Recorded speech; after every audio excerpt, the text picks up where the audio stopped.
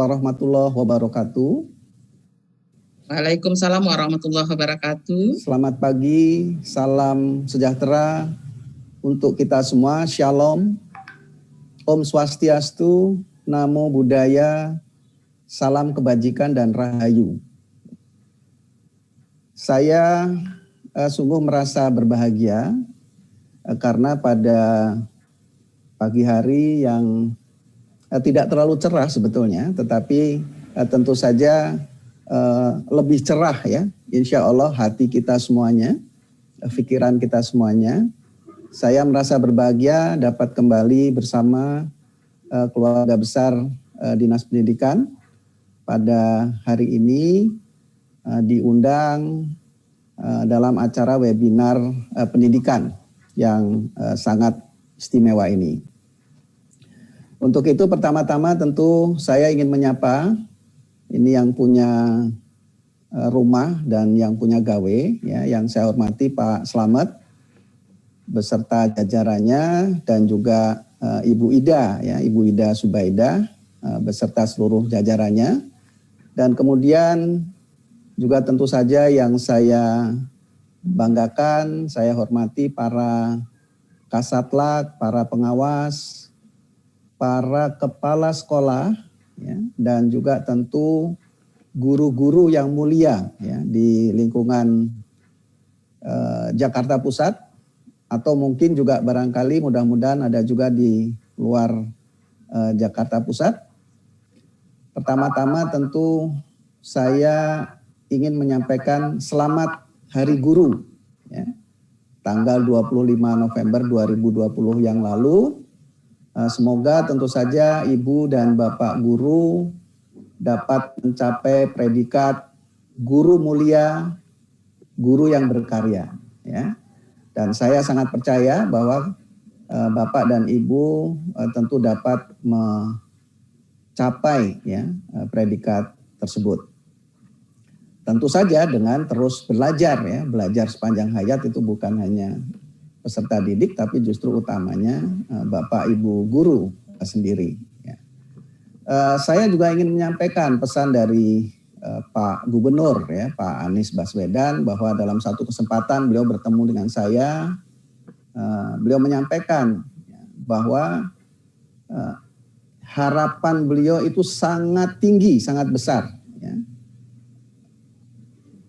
agar seluruh jajaran Dinas Pendidikan Provinsi DKI Jakarta, termasuk tentu saja, ya ini wabil khusus para guru-guru dan kepala sekolahnya, itu dapat ya, Dinas Pendidikan ini dapat menjadi pusat keunggulan ya di jajaran Pemprov DKI Jakarta.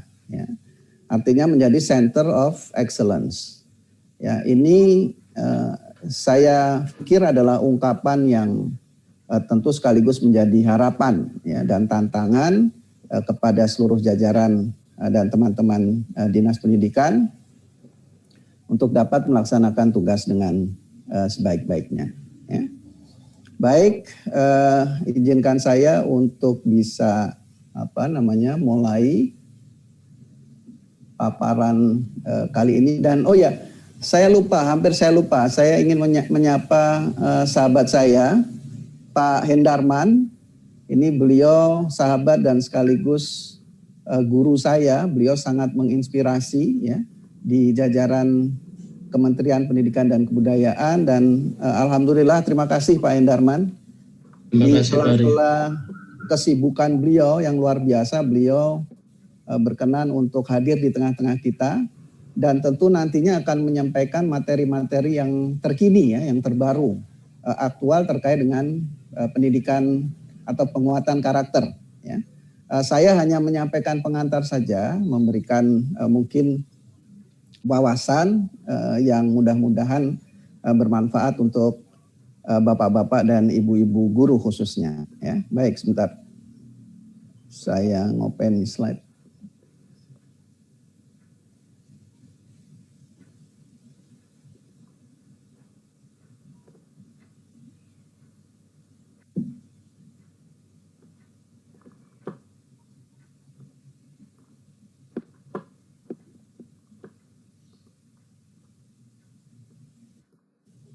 Sudah ya, slide-nya sudah ya?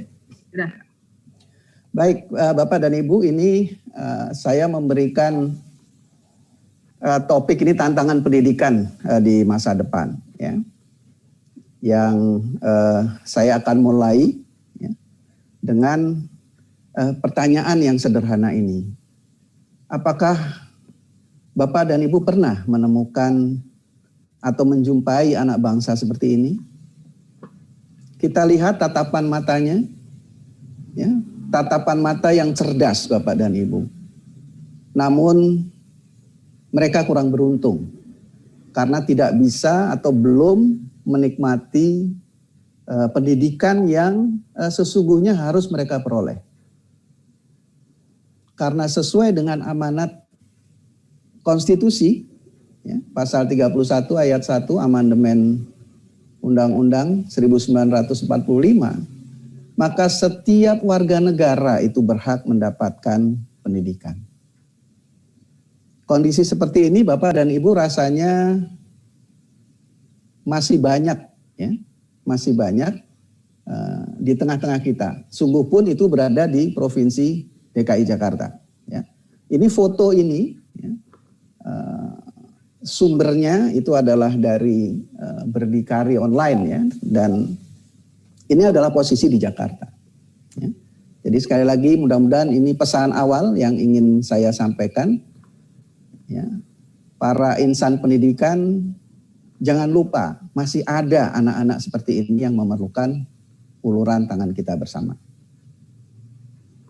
Nah, Bapak dan Ibu, saya akan mulai ya, ada 4 bagian nanti. Yang pertama dinamika lingkungan strategis, kemudian yang kedua nanti bagian kedua itu tantangan ya di bidang pendidikan.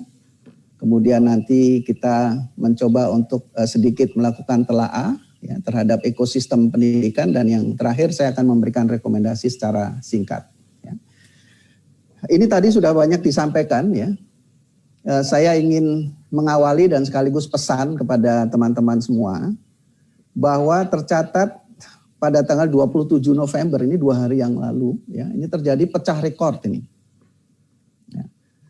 Kasus yang terinfeksi COVID pada tanggal 27 November itu 5.828 kasus. Ya. Dengan tingkat kematian, dan ini rekor, itu 169 Bapak dan Ibu. Ya. Dan ini artinya apa? Artinya kita bisa lihat di lingkaran hitam di bawah bahwa setiap jam itu terjadi 242 kasus baru. Kita berbincang-bincang ini jam 9 sampai jam 11 nanti. Ya. Itu boleh jadi akan terjadi 484 kasus baru dan 14 kematian per 2 jam tadi gitu. Ya, jadi karena ada 7 kematian per jam. Ini tentu saja saya harapkan teman-teman terus berhati-hati ya, laksanakan protokol kesehatan sebaik-baiknya dimanapun ya Ibu dan Bapak berada ya. Karena memang pandemi COVID ini belum dapat dipastikan nampaknya kapan akan berakhir. Ya. Dan rasanya kita harus tetap mewaspadai begitu ya kemungkinan-kemungkinan terjadinya gelombang kedua, gelombang ketiga dan seterusnya. Nah tentu kondisi aktual ini menimbulkan berbagai dampak, ya, disrupsi ya, gangguan-gangguan dan mengakibatkan tentu perubahan-perubahan secara multidimensi yang intinya ya sektor pendidikan juga pasti terinfeksi ya. Kita merasakan itu semua ya. Dan ini tentu saja PR yang sangat berat yang akan dilaksanakan oleh Pak Hendarman ya dari Kementerian Pendidikan dan Kebudayaan. Banyak negara juga mengalami resesi ya, ekonomi ya, sehingga anggaran belanja defisit ya, dan tentu saja pembiayaan sektor pendidikan cenderung menurun, termasuk tentu saja kemampuan pembiayaan masyarakat. Kita banyak menjumpai ya, banyak orang tua yang pada akhirnya tidak lagi mampu untuk membiayai anak-anaknya melanjutkan pendidikannya. Ya. Nah tentu hal-hal atau menghadapi perubahan situasi tersebut kita perlu ya beradaptasi atas perubahan-perubahan yang terjadi dengan paradigma pendidikan yang baru secara berkelanjutan, ya, yang nanti tentu akan dijelaskan secara lebih rinci oleh Pak Hendarman. Ya.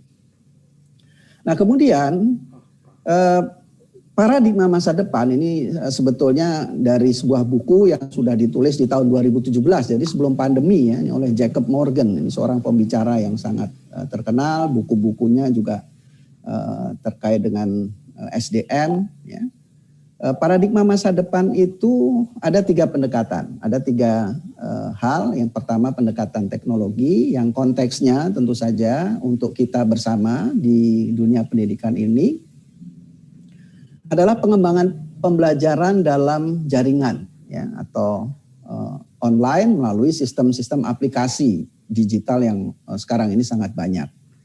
Nah tentu perlu ya, penyiapan infrastruktur TIK, teknologi informasi dan komunikasi ya, artinya database-nya, perangkat lunaknya, perangkat kerasnya dan seterusnya.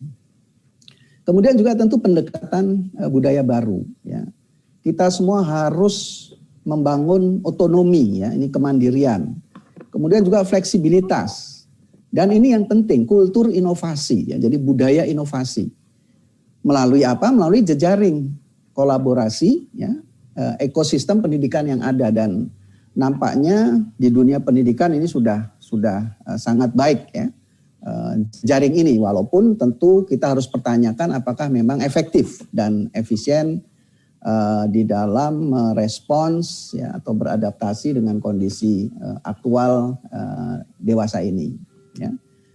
Kemudian yang ketiga pendekatan workplace. Ya, ini apa ya? Mungkin ruang kerja atau mungkin tempat kerja yang tentu harus disiapkan segala fasilitasnya, kenyamanannya untuk belajar ya, dengan skema belajar di rumah. Seperti sekarang ini ya, pembelajaran PJJ ya, pembelajaran jarak jauh atau belajar di kelas. Dan belajar itu juga masa depan itu akan belajar di mana saja ya. Kapan saja, itu seperti iklan apa itu ya. Kapan saja, di mana saja, minum teh botol minum Coca-Cola itu ya. Nah, demikianlah kira-kira ya yang terjadi di masa depan itu. Dan kita menghadapi 4 perubahan ya, yang ini kritikal nih perubahannya dan strategik ya, dan sangat menentukan masa depan. Ya. Yang pertama itu tadi ya, disrupsi di semua sektor kehidupan karena COVID-19 ya, yang kemudian mendorong kita mau tidak mau ya, kita belum selesai, tadi disampaikan Pak Slamet, revolusi industri keempat belum selesai, sudah diterpa badai COVID-19 ya. Sehingga kemudian mau tidak mau harus ada perubahan ya, transformasi menuju ke TIK ya, teknologi informasi dan komunikasi ini yang sudah sangat Bapak dan Ibu kenal ya. Ada big data ya, ada artificial intelligence, ada Internet of Things ya, ada AR ya. AR itu apa ya? Augmented reality misalnya ya, dan seterusnya. Dan kemudian jangan lupa, ini penting Bapak dan Ibu guru ya, kita harus mempersiapkan anak-anak kita sebagai tenaga kerja masa depan, generasi emas masa depan itu generasi Y dan Z. Ya, yang sekarang ini Bapak dan Ibu ya menjadi tanggung jawab Bapak dan Ibu. Ya. Jadi bayangkan perubahan itu ya, begitu sangat mempengaruhi dan memerlukan kesiapan Bapak dan Ibu guru. Ya. Dan yang keempat, perubahan itu mobilitas dan fleksibilitas yang sangat tinggi, ya, sangat tinggi. Ya. Dan sekarang ini tentu saja dengan adanya implementasi teknologi informasi dan komunikasi, itu sudah tidak ada lagi tahapan-tahapan. Ya. Yang diperlukan justru lompatan-lompatan, ya, kuantum yang ya ini sama sekali sebetulnya sangat luar biasa dan memerlukan budaya inovasi ya di kalangan dunia pendidikan. Ya. Selanjutnya kita masuk ke tantangan pendidikan. Apa saja yang ada di sana? Ya. Pertama keberagaman. Ya. Ini datanya saya pinjam dari Pak Hendarman. Keberagaman suku, keberagaman budaya, ya, keberagaman wilayah, ya, keberagaman macam-macam, ya, termasuk pada akhirnya keberagaman ekonomi, keberagaman sosial, ya, dan seterusnya yang ini menjadi tantangan yang sangat luar biasa tentu bagi dunia pendidikan. Kemudian tadi jumlah siswa, ya, guru dan sekolah di Indonesia. Di sini tercatat mungkin ini sudah ada perkembangan, ya, 52 juta lebih mungkin. Tetapi dari data statistik Bapak dan Ibu dari BPS, anak usia sekolah itu ada 69 juta. Ya, tercatat 69 juta. Artinya apa? Artinya bahwa masih ada sekitar 17 juta yang tidak menikmati duduk di bangku sekolah. Ya, ini tentu saja akan sangat ya kondisi yang memprihatinkan. Ya, sebagaimana tadi ilustrasi foto di awal yang saya sampaikan. Ya, nah, jumlah guru mungkin lebih dari 3 juta. Alhamdulillah kalau tidak keliru tahun depan ada tambahan formasi guru, ya. Ini yang nyoret-nyoret merah ini siapa ya? Ya, oke, baik, saya lanjutkan. Ini kompetensi guru. Ini menjadi tentu saja isu yang sangat luar biasa, ya. Kalau berdasarkan data, ya, UKG ini 2019 ini di Renstra Kemendikbud, kita bisa lihat, ya, bagaimana rata-rata nasional guru-guru kita itu SD, SMP, dan SMK di bawah 60 kompetensinya, Bapak dan Ibu. Ya.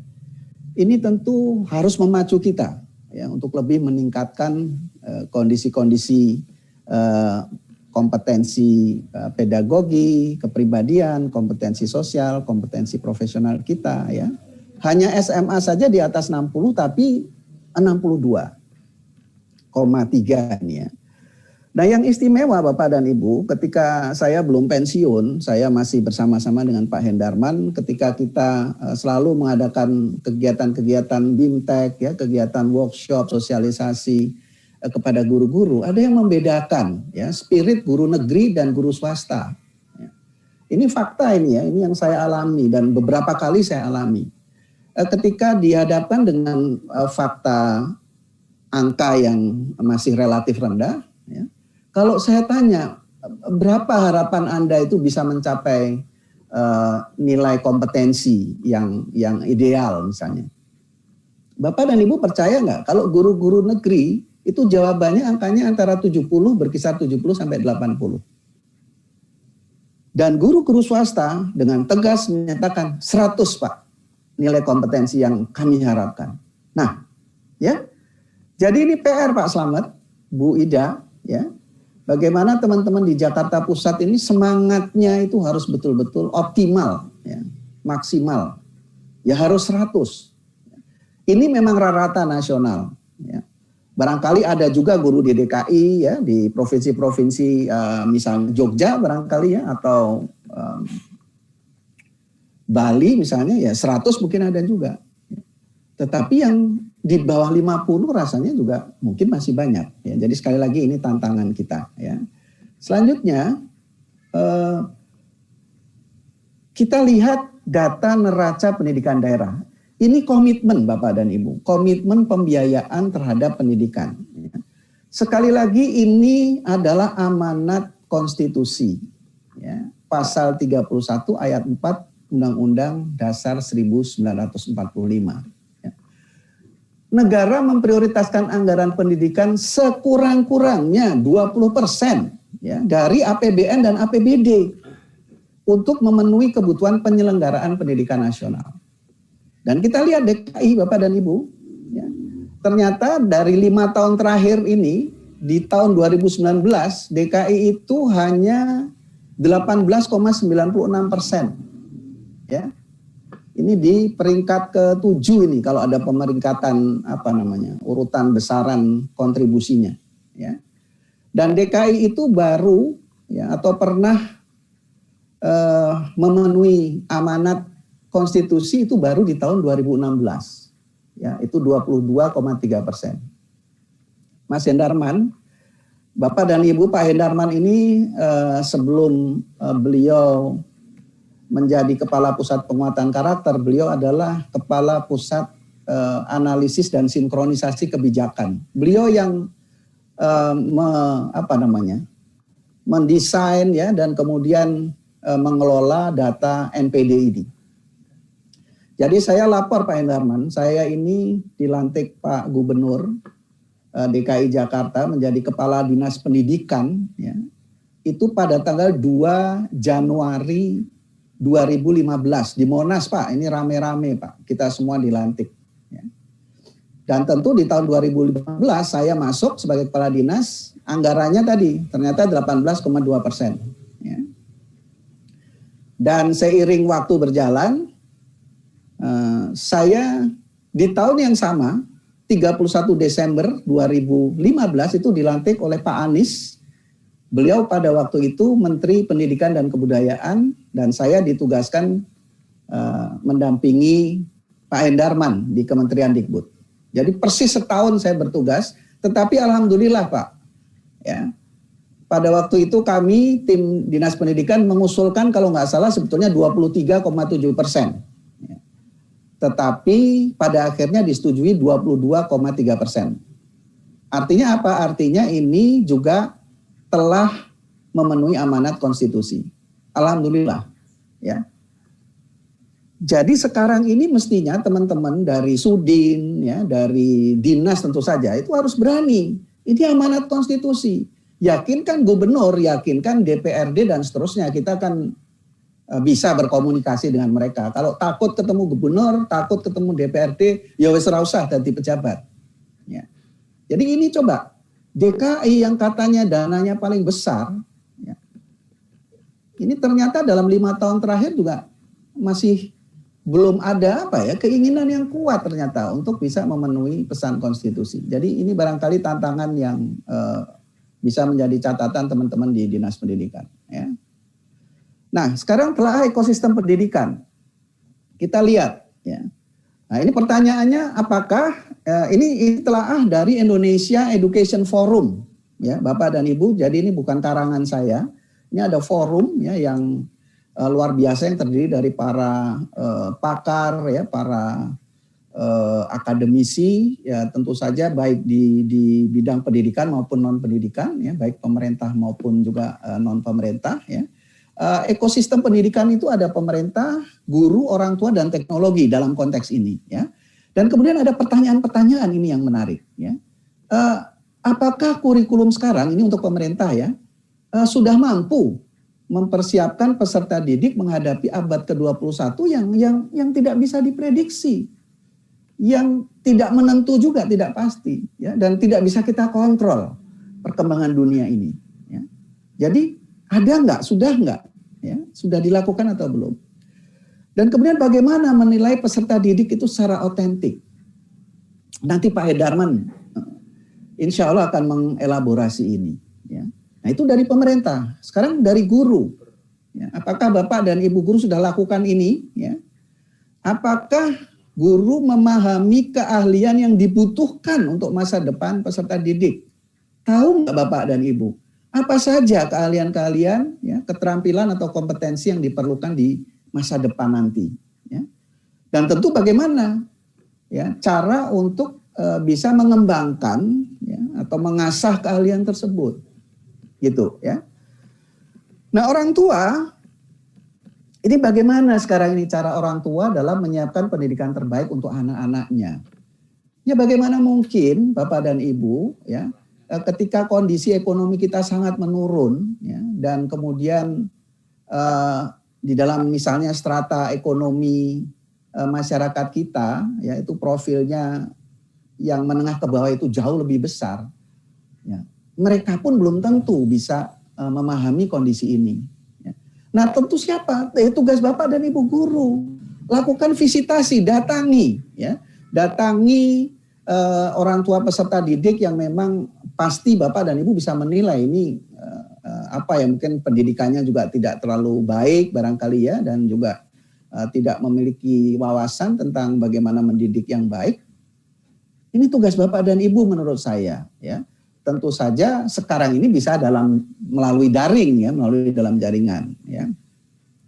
Dan kemudian apakah orang tua memahami tantangan yang dihadapi anak-anaknya itu di masa depan? Masa depan seperti apa aja kita sendiri ya, itu tidak pernah tahu. Itu tadi, tidak bisa diprediksi.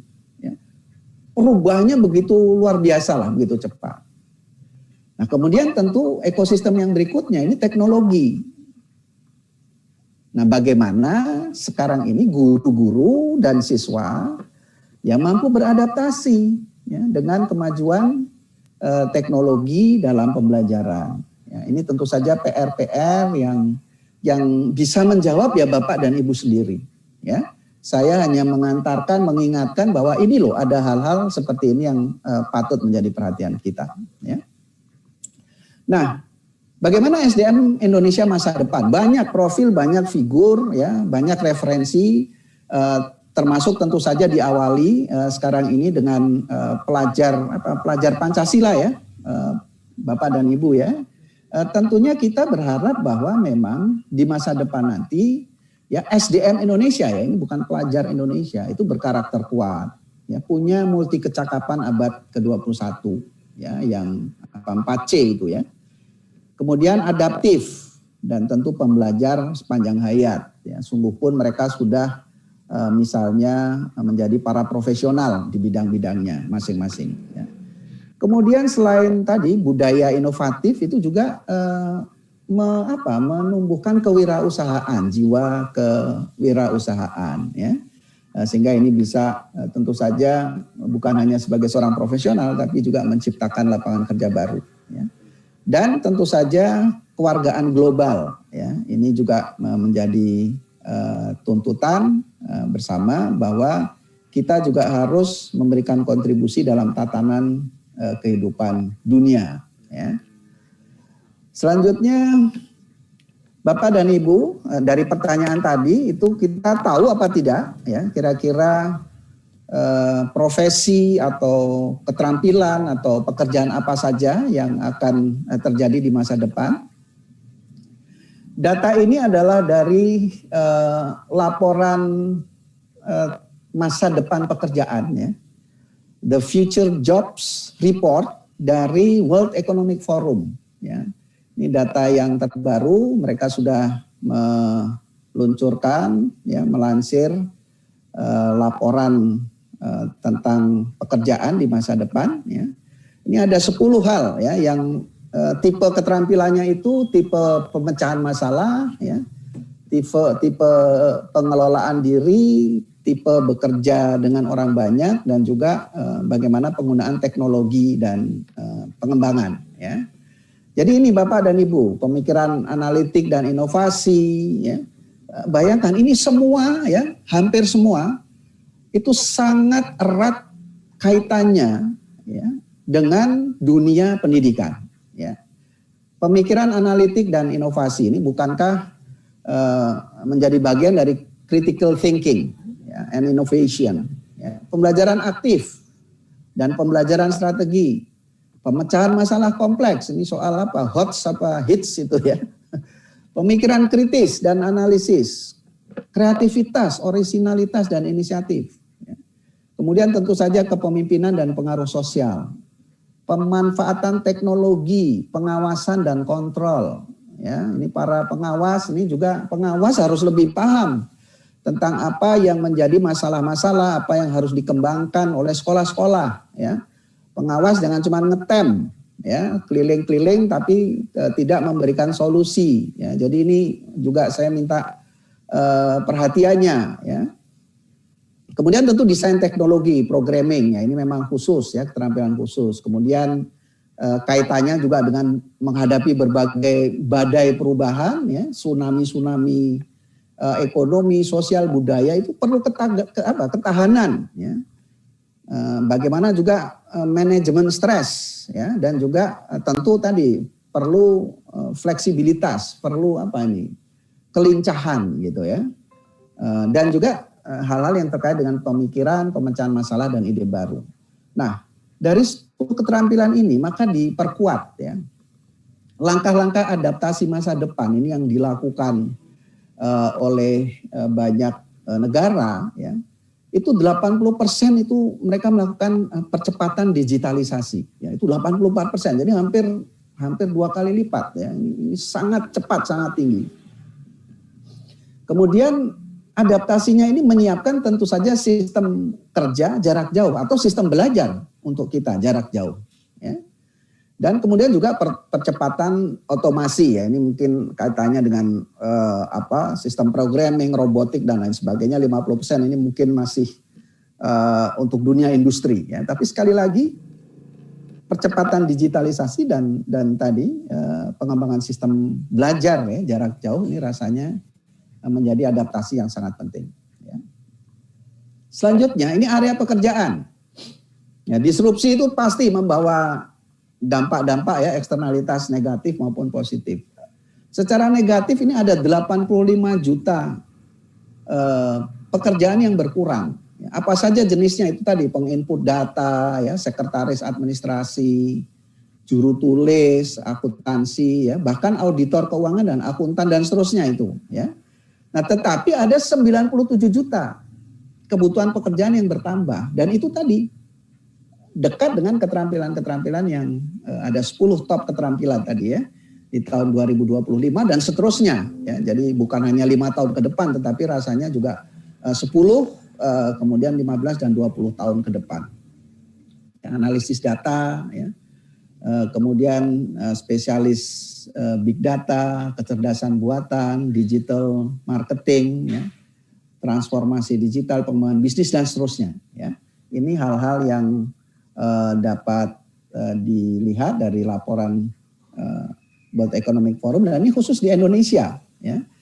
Yang keterampilannya ini tentu ya memerlukan pelatihan ulang dan peningkatan keterampilan ya. Jadi reskilling ya dan upskilling ya. Nah, ini ada keterampilan yang akan muncul ya. Ini juga sangat erat kaitannya dengan tentu dunia pendidikan ya, ada kreativitas, orisinalitas ya, inisiatif, pemecahan masalah kompleks dan seterusnya ya, dan kemudian program-program untuk pelatihan ulang ya dan juga keterampilan ini mungkin kita akan punya UPT itu ya, itu bisa disarankan ya menuju tadi program-program yang terkait ini ya dengan pembelajaran atau pendidikan. Ya. Kita bisa lihat ini kalau dari bawah pengelolaan pegawai, ya, quality control, kecerdasan emosional, orientasi pelayanan, ya ini penting nih pelayanan. Bapak dan Ibu tugasnya melayani peserta didik, ya. Kemudian pemikiran kritis dan analisis. Ini ada pembelajaran aktif dan strategi pembelajaran dan seterusnya. Ya. Jadi ini hal-hal yang perlu diperhatikan dan saya ingin mengingatkan Bapak dan Ibu bahwa ke depan ini perlu ada penataan jejaring pendidikan yang berbasis kinerja. Ya. Jadi kita menentukan indikator-indikator ini kan biasanya ya ini memang birokrasi itu seperti itu tersekat-sekat. Ya. Satu dinas saja itu kadang-kadang bidang yang satu dengan bidang yang lain itu seperti ucul dewe-dewe gitu ya, lepas sendiri-sendiri. Apalagi sudinnya udah di daerah ya, di wilayah gitu. Ya. Belum lagi nanti sekolah-sekolahnya dan seterusnya. Ya, sementara yang ideal, indikator kinerja ini mestinya harus menjadi satu kesatuan outcomes. Ya. Dan tentu saja diperlukan kemudian pengorganisasian kerja lintas pemangku kepentingan pendidikan. Ya. Kita melakukan ini tadi, ya, pendidikan itu bekerja secara gotong royong. Ya. Tentu dalam sebuah jaringan pemerintahan ya dan atau lembaga-lembaga yang terkait sebagaimana mungkin ini jejaring yang saya gambarkan ini ya. Ada dinas pendidikan misalnya yang warna merah ini dengan suku-suku dinasnya ya dengan seluruh perangkatnya, tetapi juga ada sekolah-sekolah ya. Ada sekolah-sekolah, kemudian ada Pemprov ya, dimulai dari Pemprov ya tadi ya. Kemudian juga ada lembaga-lembaga lain. Kita lihat mereka itu saling berhubungan. Dan tadi saya sampaikan di awal, ya, perangkat dari Dinas Pendidikan ini sudah cukup sebetulnya, ya. Kan punya komunitas guru, ya, apakah guru mata pelajaran tertentu, ya, atau guru-guru yang berdasarkan fungsi dan seterusnya. Coba ini diaktifasi Bapak dan Ibu, ya. Ini para kasudin itu bisa mengambil inisiatif, ya. Sekarang ini kan sangat memungkinkan, misalnya juga dengan webinar dan seterusnya, ya. Tetapi tentu saja, ya, juga kita harus memperhatikan, ya, waktu secara efektif dan efisien. Ya. Jadi sekali lagi, ya, penataan jejaring pendidikan berbasis kinerja ini betul-betul harus menjadi satu kesatuan, bukan saja output tapi outcomes, ya, bagi dunia pendidikan di DKI Jakarta misalnya, ya. Kemudian selanjutnya saya orang pemasaran sehingga menjadi penting, ya, untuk terus-menerus membangun kepercayaan publik. Melalui apa? Melalui kampanye publik, ya. Kampanye publik era baru pendidikan, ya. Sekarang ini instrumennya macam-macam, bisa melalui media sosial, internet, TV, media cetak, elektronik dan seterusnya, ya. Bapak dan Ibu harus juga memikirkan bagaimana integritas dan akuntabilitas publik itu, ya, itu perlu ditransformasi, ya, perlu diwartakan, disebarluaskan sebagai bagian dari pertanggungjawaban publik dan sekaligus sebetulnya membangun kepercayaan publik. Ini penting, ya. Seperti apa sebetulnya kalau ada tahapan-tahapan yang harus dilakukan sehingga semua pihak termasuk orang tua misalnya juga menjadi paham, ya, dan kemudian berpartisipasi secara aktif, ya. Ini dan kemudian terakhir saya akan ini memberikan rekomendasi, tentu saja bagi pemerintah nanti akan dijawab oleh Pak Hendarman, tentu segera menyusun kebijakan, ya, berupa strategi pendidikan masa depan misalnya, ya. Penekanannya tentu konteksnya dengan topik webinar kita penguatan karakter, ya, keterampilan hidup, pengenalan industri 4.0, ya, 0 dan kompetensi abad ke-21, ya, 4C. Kemudian yang kedua, ini Bapak dan Ibu guru mohon jadilah pembelajar sepanjang hayat, ya. Nah, Anda perlu menjadi pemimpin perubahan dan fokus kepada peran guru inspiratif, ya, dengan praktek-praktek baik yang bisa dikolaborasikan, ada sharing, ya, forum berbagi, ya, tentu saja untuk hal-hal tersebut, ya. Guru inspiratif ini kan tentu Bapak dan Ibu lebih paham, ya, bagaimana mampu memfasilitasi ya, kreativitas anak-anak kita, inovasi anak-anak kita, dan juga tentu sesuai, ya, dengan bakatnya, dengan keinginannya, dan dengan, ya, harkat yang diciptakan sebagai makhluk yang istimewa dari Tuhan Yang Maha Esa, ya. Jangan, kan pasti tahu, ya, jangan gajah disuruh terbang misalnya begitu kan, atau ya burung tapi disuruh berenang dan seterusnya, ya. Mengenali ini menjadi bagian yang sangat luar biasa sebagai seorang guru inspiratif. Pengembangan teknologi, budaya inovasi, dan tadi fleksibilitas proses belajar mengajar tentu harus dikonsolidasikan dengan jejaring kinerja tadi, pemangku kepentingan pendidikan. Dan kemudian yang terakhir tentu orang tua, ya, ini adalah guru yang pertama dan utama, sehingga perlu mereka menyesuaikan diri untuk beradaptasi dengan perubahan. Dan tadi, ya, saya ingin sampaikan bahwa tentu saja diharapkan dukungan dari para guru, ya, untuk mengkomunikasikan hal ini, ya. Saya menutup dengan satu ilustrasi, ya. Sekarang ini zaman pembelajaran jarak jauh misalnya, ya. Pertama, belum tentu semua, ya, siswa kita itu atau orang tua kita mampu, ya, untuk bisa mengikuti hal tersebut. Tetapi yang ingin saya sampaikan adalah ternyata terjadi dampak yang luar biasa, ya. Di satu sisi, Bapak dan Ibu, ini tolong dikenali ya, apakah benar atau tidak. Itu di sekolah-sekolah yang favorit ya, terutama ini tiba-tiba anak-anak kita itu berubah menjadi wah sok sibuk sekali. Ya, itu mungkin lebih dari 8 jam, mungkin 15 jam mereka di hadapan laptopnya. Ya, mereka berdaring-daring ria gitu ya, dengan temannya, dengan siapapun. Tiba-tiba mereka yang kita bilang bahwa waduh ini kalau yang namanya terlalu banyak dalam jaringan, ini konteks pendidikan relasi sosial itu menjadi menurun. Itu ternyata terbawa sampai rumah Bapak dan Ibu. Ya.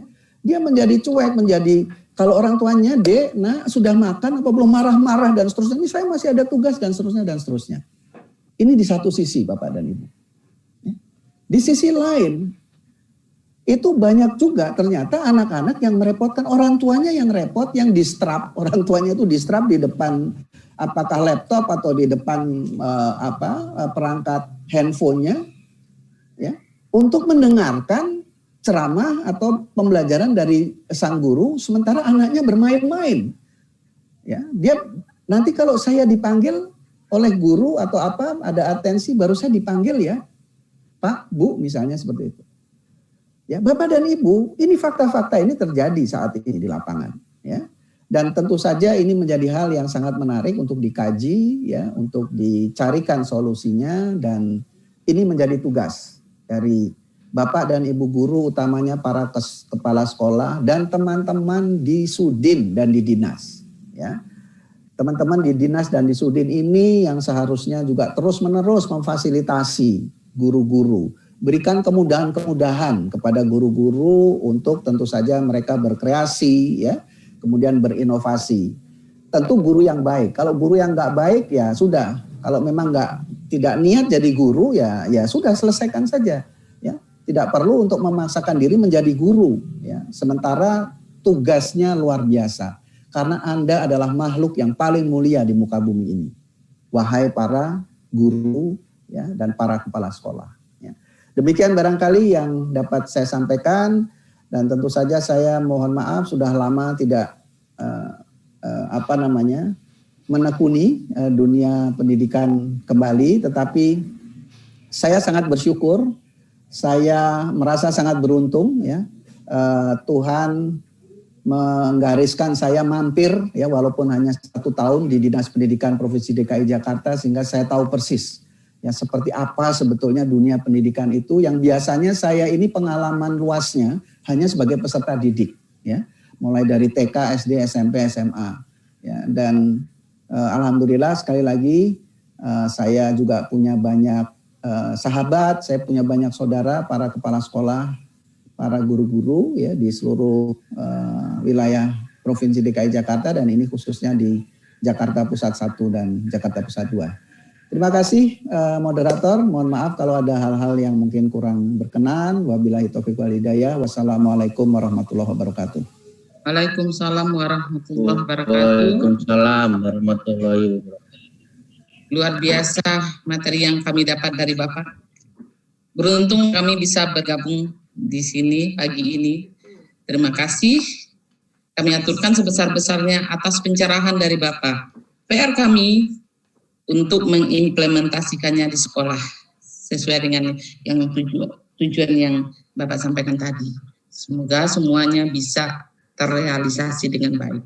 Bapak, banyak chat, banyak juga permintaan. Boleh nggak materi Bapak kami miliki? Iya, boleh. Tentu saja nanti saya kirim, ya. Ya, Pak, terima kasih banyak, Pak. Terima kasih. Ya. Bapak Ibu, dari tempat masing-masing kita beri apresiasi yang sebesar-besarnya untuk orang tua kita, Bapak Ari Budiman. Terima kasih Bapak Ibu. Terima kasih Bapak, sekali lagi terima kasih. Bapak Ibu, mohon merinem. Saya melihat masih ada yang namanya Android, namanya Toshiba, tapi mengangkat tangan, saya nggak tahu itu dari siapa. Mohon merinem lagi nama Bapak Ibu, kemudian asal sekolahnya. Biar nanti saat memilih yang bertanya, saya bisa langsung ke orangnya. Kemudian Pak Ari, nanti mungkin di akhir sesi akan ada pertanyaan di akhir materi kedua. Mohon izin ya Pak, ada pertanyaan beberapa yang udah masuk. Nanti setelah materi kedua kami kumpulkan. Bapak Ibu peserta semua, kalau ada yang mau bertanya, saya yakin banyak yang mau ditanyakan oleh Bapak Ibu semua. Boleh dengan dua cara, angkat tangan, nanti saya akan pilih dari angkat tangan yang mewakili semua ya pertanyaan. Kemudian boleh di chat. Nanti saya juga akan lihat baca dari chat. Oke, selanjutnya kita masuk ke